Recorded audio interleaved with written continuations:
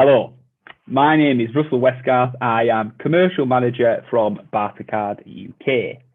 Thank you very much for coming by and listening to me chatter on for a little bit. The topic that we're looking to cover today is what is bartering. Like many of you, I'm currently sat at home attending this amazing virtual trade show put on for us by hashtag business networking events. I hope you're all buckled in and we'll see our fare.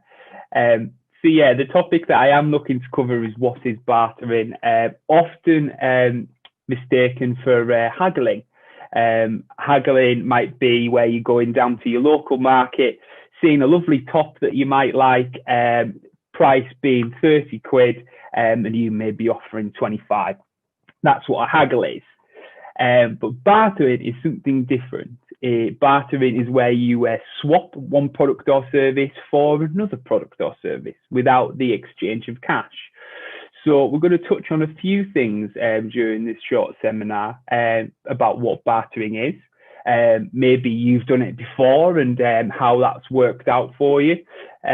Also understanding some other businesses that might have done a bit of bartering before in the past or even currently now. And also maybe explaining the limitations to bartering as well and understanding how we can possibly overcome that. So we'll get right into it. So what is bartering first and foremost?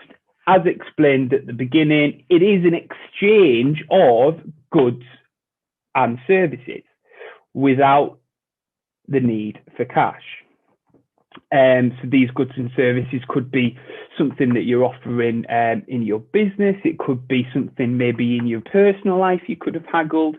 The concept is age old. It was the only form of legitimate commerce when things first kicked off. It might be swapping 2 sheep for a cow, maybe some land for some tools. There's hundreds of different examples of how bartering first initially worked. And we still do that to this day. I remember when I was a kid, back when Pokemon cards were huge, and maybe swapping a few of those with a few of my friends. There's other ways of bartering. You could have maybe bartered some pogs or whatever it might have been. That's probably my inception of how bartering worked in the first instance. There's other ways it could have happened for you as well. So that's, I suppose, a little bit of an introduction into where I first started utilising barter, which is now something that I do every day.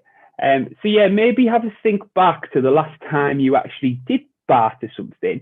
How did it work out for you? Did you get what you wanted? Did you?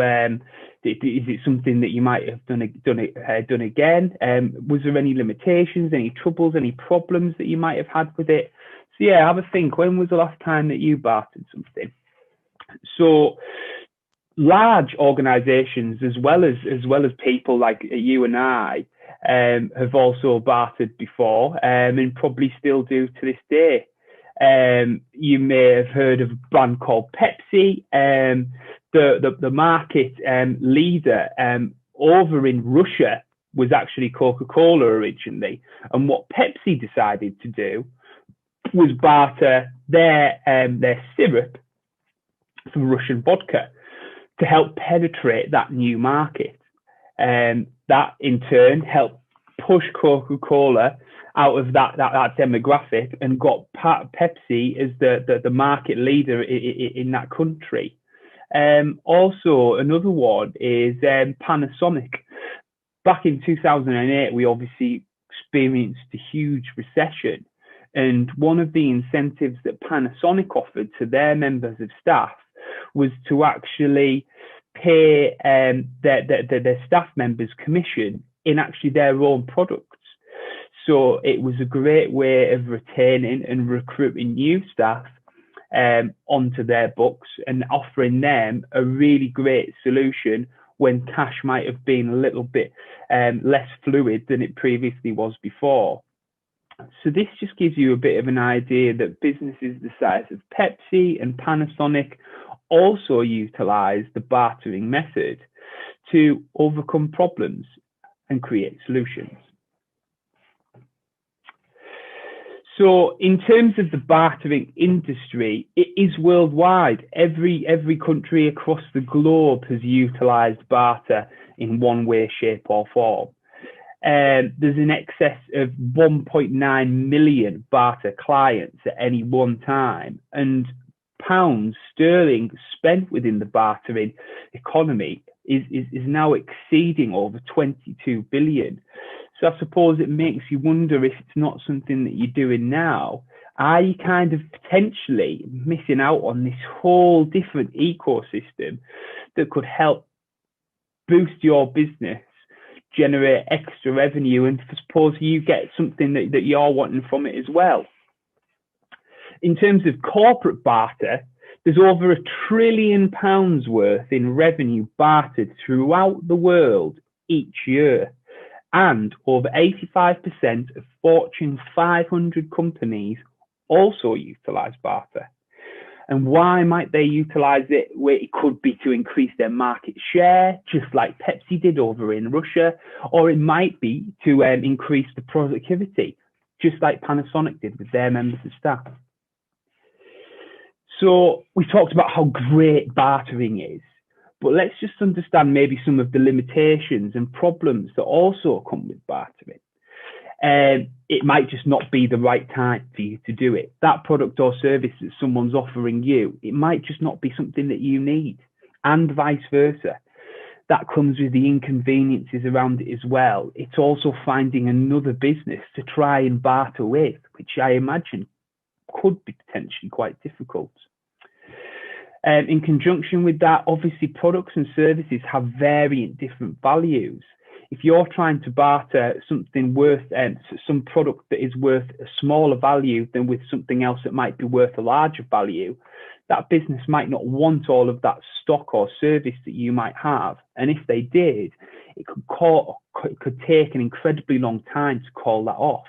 And finally, you or the other person you're trying to barter with just might not be interested in what you're wanting to barter with. So yeah, there's lots of different limitations with that.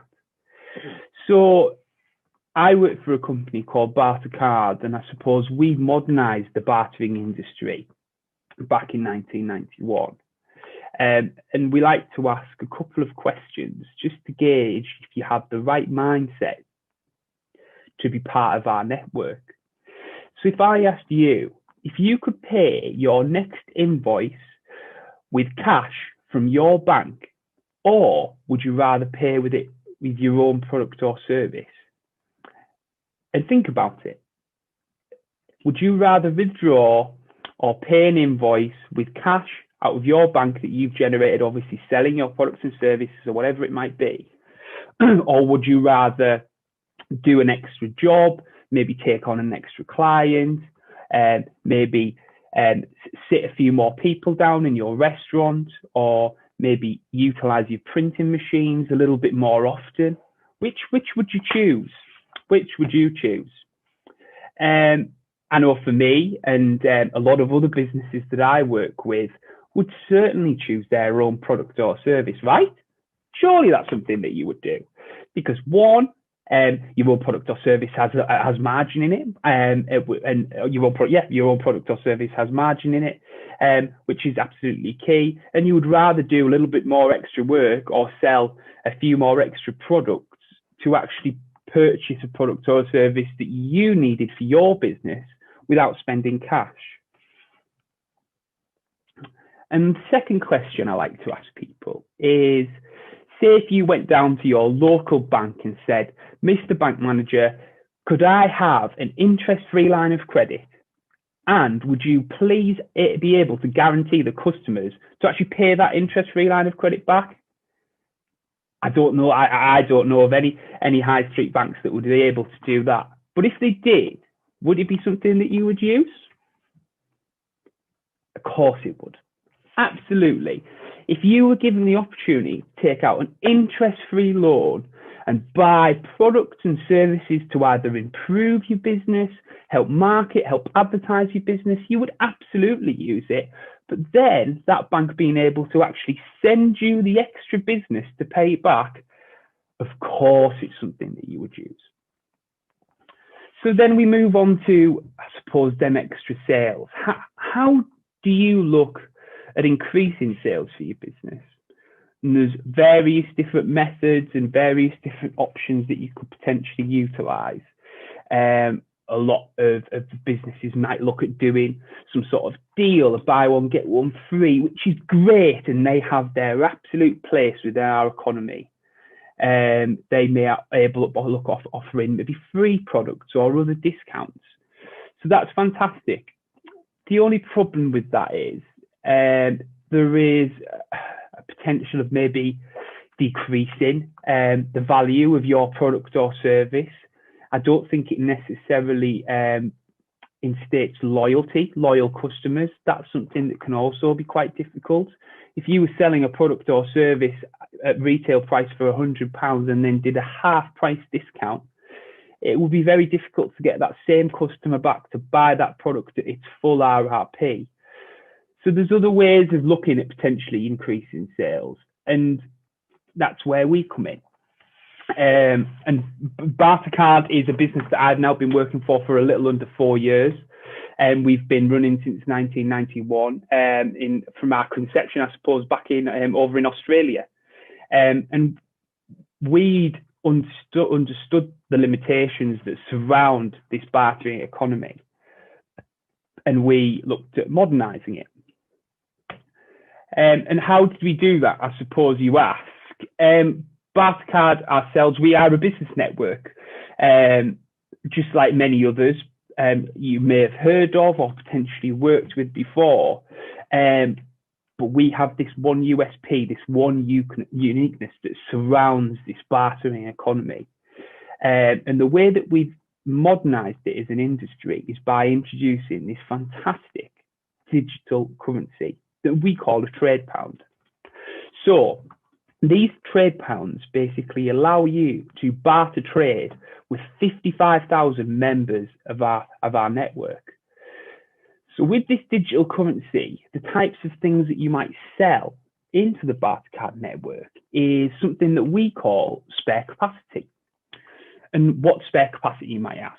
So spare capacity basically exists in every business, whether you like it or not. It's that thing that you might ignore or you might not even be aware of.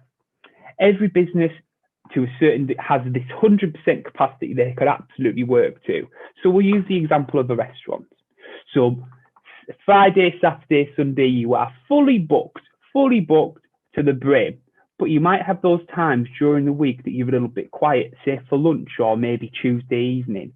So there's those empty tables within that restaurant. That's your spare capacity. Or it could be, for example, maybe a printer.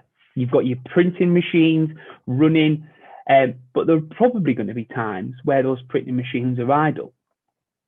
Or how would it work for a product-based industry, for example? You could be a promotional goods company, or you might offer workwear. There will be promotional goods or workwear that is sat on your shelves that may be a little bit harder to shift than other items within your warehouse. Them items may be taking up space, which is ultimately decreasing in value first and foremost. That space is prime when it comes to maybe other products and services that you get great margin for and you're able to sell as soon as you make it available. So that excess stock that might be sat there is your spare capacity. So selling your spare capacity, your idle machinery, your excess stock, your empty tables within your restaurant, maybe your ability to take on an extra client if you're an accountant or solicitor, you basically promote that into the Bartercard network with the help of Bartercard. So selling your spare capacity into the Bartercard network then allows you to generate this additional revenue in the form of this digital currency, your trade pounds. So now what are you going to do with those trade pounds? That's the most important part of this all. You've got the sales, Bartercard have done incredibly well, help you generate that revenue. So now your account manager works with you to help you offset your cash expenses with Bartercard merchants and by spending trade pounds. So we go through looking at your business expenses and how we can help offset those by utilising Bartercard. Another thing that our members do, which is a great idea, is actually utilising this additional revenue to help promote and market and advertise their business. By doing so, helping you generate extra revenue in cash, which is absolutely what everyone wants, isn't it? So if you'd like a little bit more information and to understand what Bartercard and how Bartercard can help benefit your business, we're offering a great incentive by actually offering our Bartercard accounts free of charge for 12 months, just so you can give it a go and get your teeth stuck into it. Bartercard accounts can cost upwards of over £1,000 per month, so this is a one-time offer for you to be able to utilise it. Your account manager will understand your business in a little bit more detail, what products or services that you're looking to offer into the Bartercard network during your quieter times. And with that additional revenue, we then help you purchase products and services using that extra revenue, them trade pounds, without using cash. Given the current climate and the situation that we find ourselves in now, cash is absolutely paramount and it is completely key. The cash is king, but barter is smarter. Thank you very much. Bye.